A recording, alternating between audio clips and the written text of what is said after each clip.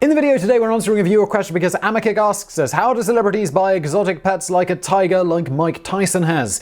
How is that legal? But just before we get into that, something cool that you can buy and it won't destroy you or your budget. And that's a Vincero watch. This video is made possible by Vincero Watches, luxury handcrafted watches at fair prices. You can check them out at vincerowatches.com/brainfood. Vincero create these exceptionally crafted timepieces, and they do it at fair prices. Now, these watches are great looking pieces. They're certainly not kind of that minimalistic look. Rather, they are bold.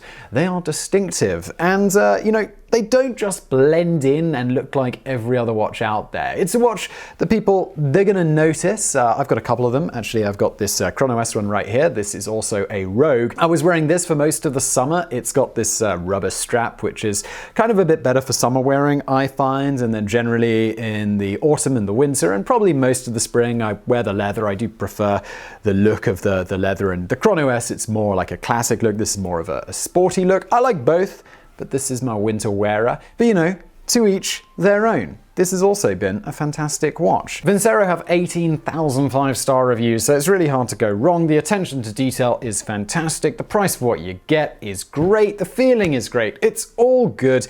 And like most of all, for me, it's just they're not boring. They're not just like every other watch out there. They look different. And another thing I noticed while doing the research for this message today was that you can get these engraved. I didn't even realize it. Neither of mine are engraved with my own message. I don't really know why I didn't do that, but you should. Go check out the full range at vincerowatches.com/brainfood. Use the code BRAINFOOD on checkout for a special discount.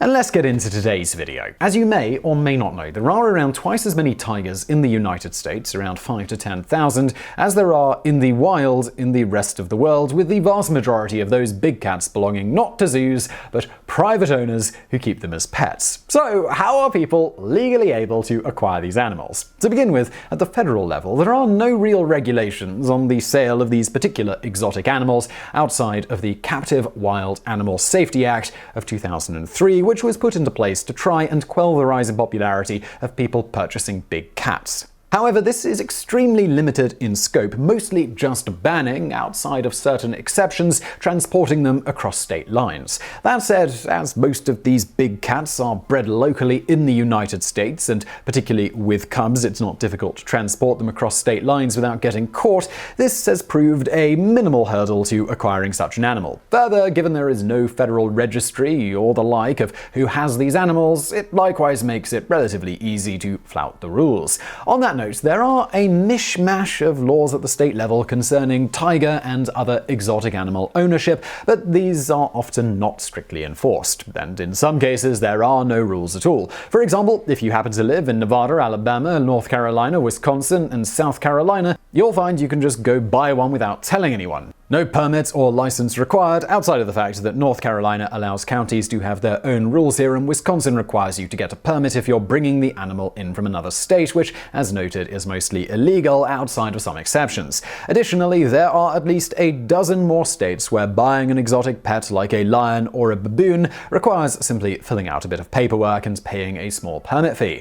On top of that, going back to states where owning something like a tiger is illegal, there is a loophole, and that's a license from the US Department of Agriculture to display the animal. Specifically, most anyone can classify themselves an exhibitor under the USDA's guidelines, which, to quote them, state, licensed exhibitors include circuses, zoos, educational displays, petting farms/zoos, animal acts, wildlife parks, marine mammal parks, and some sanctuaries. The USDA offers no further clarification on what exactly it constitutes, say, an educational display, leaving it up to interpretation. So, for example, a person could, in theory, obtain a license, buy a tiger, and put it in a cage with a printout of the Wikipedia page for that breed of tiger next to it, and then occasionally let friends and family see it in their little educational exhibit.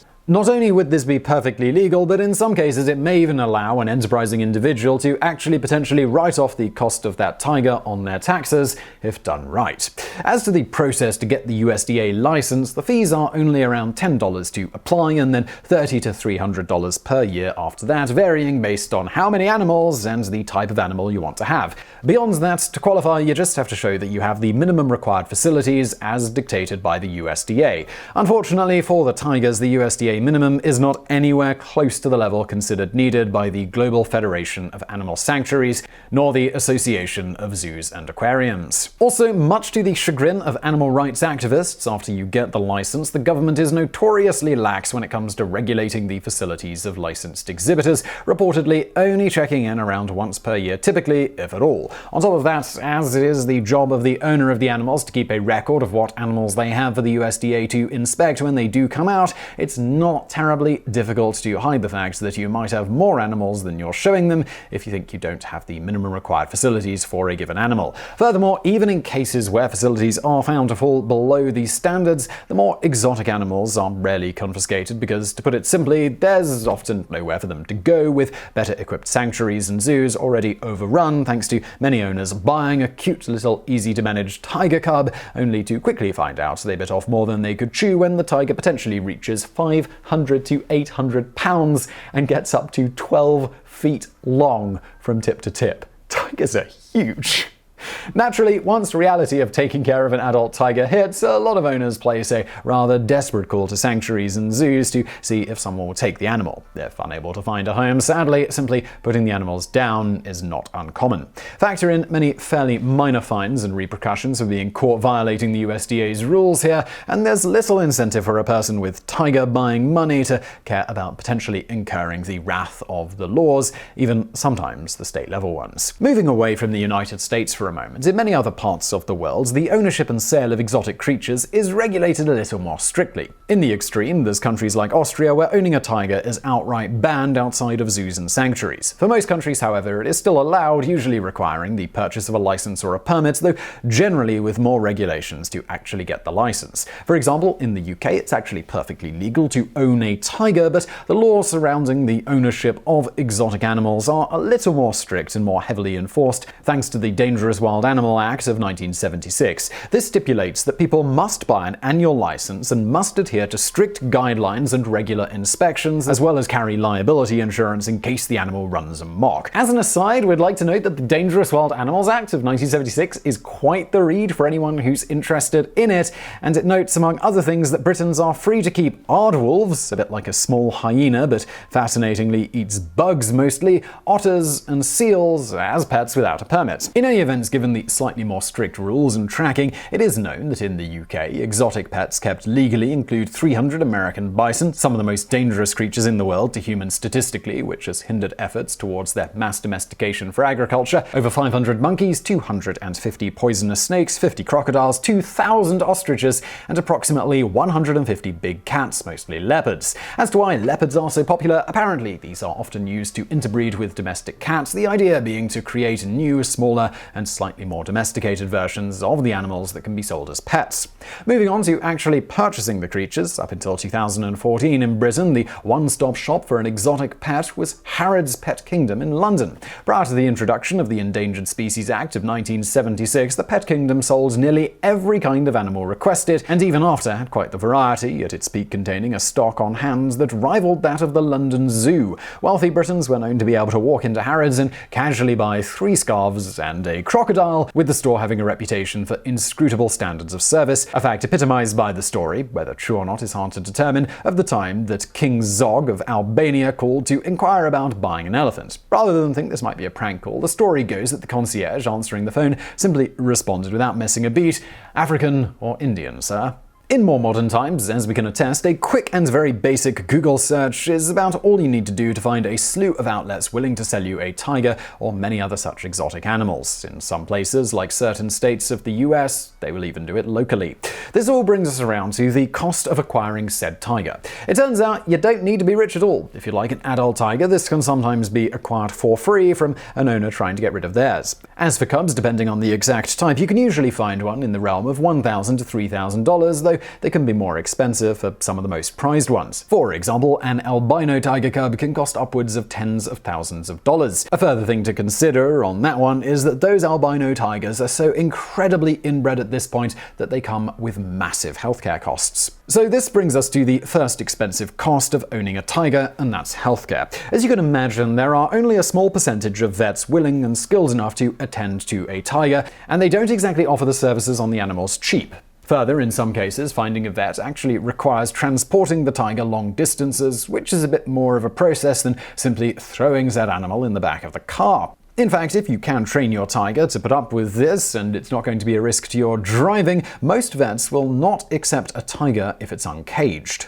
Thus, for transport, it's generally recommended you purchase or construct a rather large, extremely sturdy cage, which can then be placed in the back of a truck or on a trailer. Next up, we have food. A grown tiger needs in the ballpark of 15 pounds, that's 7 kilograms of meat per day, plus supplemental nutrients, as the horse and cow meat many owners use doesn't provide the diverse diet that the animals need. That said, some intrepid individuals have found ways around this rather large expenditure. For example, the co-author of this piece actually grew up near a woman in Washington state who owned a pet black panther, a lion, a tiger, a cougar she kept in her house, and an absolutely massive wolf. The wolf was the only one of her animals that guests were not allowed to pet or even go near. This was completely understandable. This woman, of fairly simple means, was easily able to supply the food needed for all her animals via roadkill, mostly deer. She collected these herself, or they were brought to her house by road care workers. She would typically throw a deer or two in for the animals to chow down on per week, and otherwise made sure to stay out of the cage if it had been a few days since they'd eaten. Of course, it's one thing to have enough food, and it's another whole thing to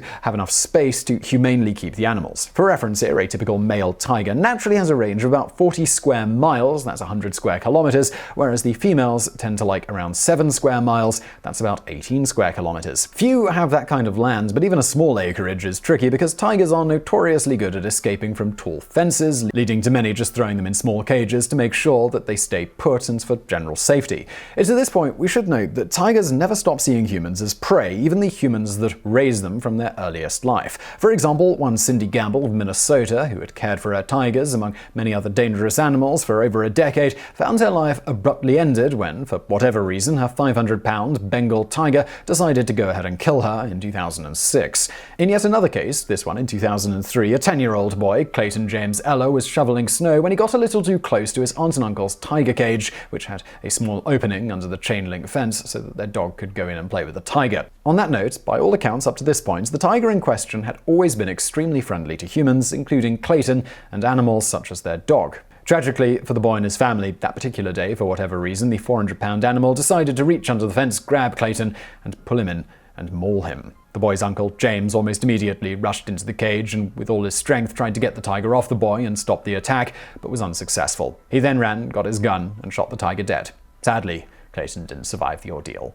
Perhaps the most famous case of such privately owned animals running amok is the Zanesville Zoo massacre, which occurred in Ohio in 2011. In this case, one Terry Thompson decided to set loose the majority of his little personal zoo, with the animals released comprising of 2 wolves, 1 macaque monkey, 1 baboon, 6 black bears, 3 mountain lions, 2 grizzly bears, 3 cougars, and a whopping 17 lions. Oh, and that's not even mentioning the 18 absolutely massive Bengal tigers. When police first got a call of a then unknown number of escaped animals at Thompson's place and no sign of Thompson, they assumed perhaps it'd finally been killed by one of his animals. In the years leading up to the event, they'd been trying to get the animals taken away from Thompson, particularly after he did a stint in jail and was deemed by authorities to be a bit unstable, and they even speculated that he might have schizophrenia. Things didn't improve when his debts mounted and his wife left him. However, as he was breaking no laws, they couldn't get the dangerous animals taken away. When the police arrived on the scene, they found Thompson had shot himself at some point after setting his animals free, leaving them with a very dangerous situation that they were ill-equipped to deal with.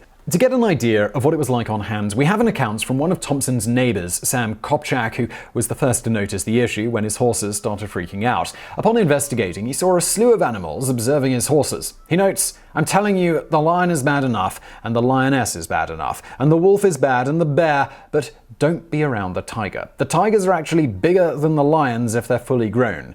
He started snarling and went after the horses. Unable to safely corral the dozens of dangerous animals running wild in the concentrated area, and with no time to call in professionals and people with tranquilizers without potentially letting some of the animals escape into the night, the police ended up having to kill all of them outside of the few that the animals themselves had already killed in the interim. This massacre was much to the devastation of the many called in to kill the poor animals, and was considered even more tragic in the case of the 18 Bengal tigers, as there are only a few thousand of those left in the wilds in the world, and an unknown number in captivity. As you might imagine, this event saw many states, including Ohio, put into place stricter rules about owning such animals. However, as often lamented by animal rights activists, having rules and anyone actually bothering to enforce them are two different things, let alone all of the loopholes that exist. So I really hope you found that video interesting. If you did, please do smash that thumbs up button below, and also check out our fantastic sponsor Vincero Watches at vincerowatches.com/brainfood. Use the code BRAINFOOD for a special discount, and thank you for watching.